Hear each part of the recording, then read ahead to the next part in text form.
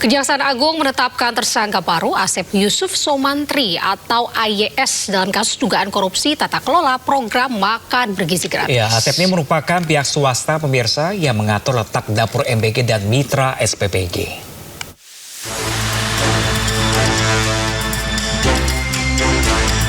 Kejaksaan Agung menetapkan tersangka baru dalam kasus dugaan korupsi tata kelola program makan bergizi gratis. Tersangka baru tersebut Asep Yusuf Somantri atau AYS selaku pihak swasta. Asep merupakan pihak swasta yang diduga diminta Sony selaku wakil Kepala Badan Gizi Nasional mencari mitra dalam rangka pelaksanaan MBG. Sony diduga memberi akses kepada Asep untuk melakukan intervensi kepada tim verifikator mitra MBG. Sehingga Sony mengetahui titik dapur yang kosong dan membatalkan status calon SPPG yang semula telah disetujui di portal mitra MBG. Asep diduga memberikan sejumlah uang kepada Sony. Bahwa setelah melakukan pengaturan titik SPPG tersebut, saudara AYS secara melawan hukum memberikan sejumlah uang ya kepada tersangka SS. Bahwa tersangka melanggar pasal 12 huruf A, huruf B, Undang-Undang Tipikor dan pasal 605 ayat 2, pasal 606 tentang KUHP. Dan terhadap tersangka saat ini dilakukan penahanan selama 20 hari ke depan di Rutan Salemba, Cabang Kejaksaan Negeri Jakarta Selatan. Sebelumnya, Kejagung telah menetapkan 3 orang sebagai tersangka kasus dugaan korupsi tata kelola MBG. Di antaranya adalah mantan Kepala BGN Dadan Hindayana, mantan Wakil Kepala BGN Sony Sonjaya, dan mantan Wakil Kepala BGN Ludwig Pusung.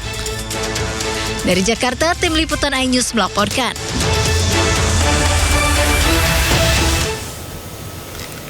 Ya pemirsa, Kepala Badan Gizi Nasional Nani Sdeang ini mengatakan masyarakat mampu tidak akan lagi mendapatkan MBG. Ya, hal ini dilakukan untuk efisiensi anggaran makanan bergizi gratis. Aku mau nyiapkan bahan nih. Ya, jadi efisiensinya apa aja, Bu? Iya, iya. Gitu. Ya, penerima manfaat. Sambil berjalan. Sampai tidak dapat lagi MBG begitu, Bu, atau yang mampu? Maksudnya yang mampu, yang kaya. Yang kaya nanti tidak dapat lagi. Jadi penerimanya siapa saja, Bu? Bapak, penerima manfaat ini. Jadi nanti misalnya ya sekolah-sekolah kaya. Sekolah-sekolah kaya. Di sekolah-sekolah kaya ini. Terus kemudian iya itu kan seneng banget. Itu yang dibahas apa lagi? Gimana, Bu?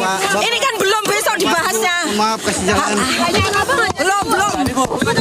Katanya besok sore.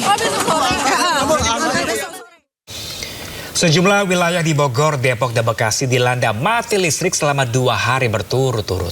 Ya betul sekali Pram, ini pemadaman juga tanpa pemberitahuan dan sangat mengganggu aktivitas warga. Mati listrik melanda sejumlah wilayah di Depok, Bogor, dan Bekasi secara beruntun pada Selasa dan Rabu kemarin. Di Depok, pemadaman listrik berlangsung 2 hari berturut-turut selama 2 jam. Pemadaman listrik tanpa pemberitahuan mengganggu berbagai aktivitas masyarakat. Para siswa yang tengah menghadapi ujian harus belajar dengan penerangan lilin seadanya karena rumah mereka gelap gulita. Pemadaman listrik juga membuat para ibu kesulitan menyiapkan kebutuhan keluarga akibat peralatan elektronik yang tidak dapat digunakan.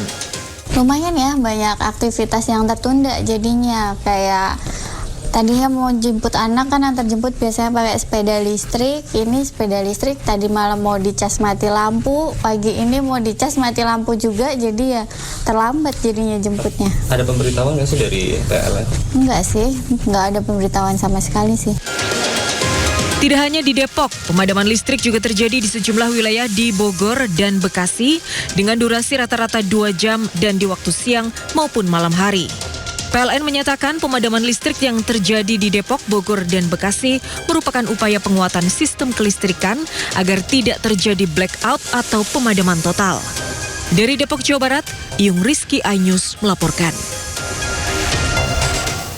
Pram dan juga pemirsa, ini setelah harga BBM Pertamax naik, pengendara terutama pemotor nih berbondong-bondong beralih ke BBM Pertalite. Ya, namun fenomena tersebut pemirsa menurut ahli bisa membuat beban subsidi energi membengkak dan mengancam keuangan negara.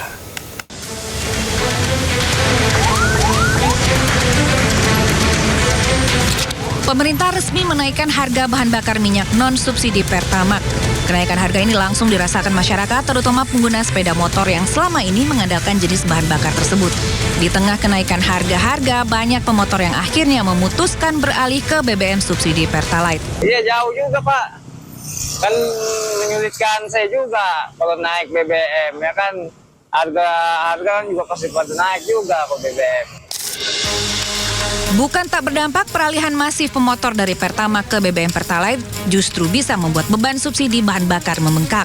Subsidi BBM kemungkinan besar bukan lagi 85%, tetapi bisa saja 90-90% akan berpindah ke Pertalite notabene roda 2, yaitu sepeda motor.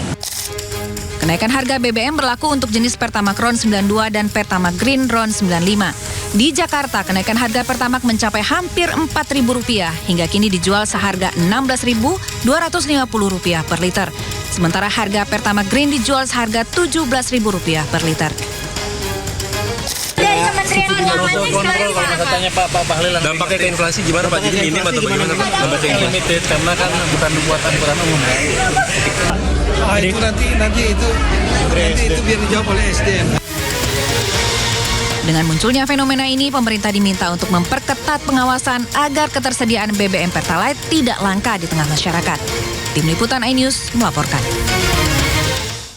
Menteri Keuangan Purbaya Yudi Sadewa menilai kenaikan harga BBM non-subsidi Pertamax tidak akan memberikan dampak besar terhadap inflasi Indonesia.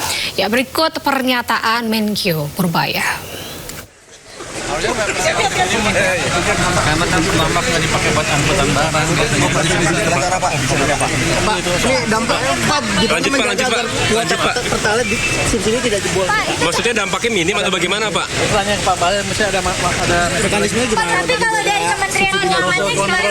Katanya Pak Bahlil, dampaknya ke inflasi gimana Pak? Jadi minim atau bagaimana Pak? Dampaknya limited karena kan bukan buatan umum.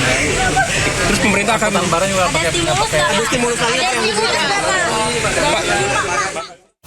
Nah, ini sekarang giliran tarif Transjakarta, angkutan umum kesayangan warga Jakarta nih, ini juga bakal naik. Nah, pemirsa, Pemprov DKI pemirsa sedang mengkaji skema tarif berdasarkan jarak, bukan lagi tarif flat 3.500. Siap-siap, Anda yang sehari-hari mengandalkan bus Transjakarta bakal merogoh kocek lebih dalam. Pemprov DKI Jakarta tengah mengkaji skema tarif baru, bukan lagi flat 3.500 seperti saat ini, tapi berdasarkan jarak tempuh. Perubahan tarif terutama akan dikenakan bagi bus Trans Jabodetabek, terutama untuk rute-rute jauh dengan jarak tempuh di atas 100 km. Seperti rute Blok M Bandara Soekarno-Hatta dan rute Blok M Bogor. Nantinya meski tarif Trans Jabodetabek naik, Pemprov DKI Jakarta tetap akan memberikan subsidi agar tarif baru tidak memberatkan masyarakat. Gubernur DKI Jakarta Pramono Anung optimis kenaikan harga Pertamax membuat masyarakat tetap setia menggunakan transportasi umum. Akan ada beberapa perlu penyesuaian. Salah satunya adalah dari Blok M ke Soekarno-Hatta. Blok M ke Soekarno-Hatta kan sekarang 3.500. Koper juga bisa naik ke bus. Maka dibandingkan dengan Damri yang paling murah kan 80.000. Taksi rata-rata 200.000. Kalau kemudian 3.500 untuk parkir di Soekarno-Hatta aja tidak cukup. Rencana perubahan tarif muncul di tengah tingginya beban subsidi yang ditanggung Pemprov DKI. Pada 2026, subsidi Trans Jabodetabek mencapai Rp401 miliar dengan rata-rata subsidi sebesar Rp12.250 per penumpang. Dari Jakarta, Rani Sanjaya, iNews melaporkan.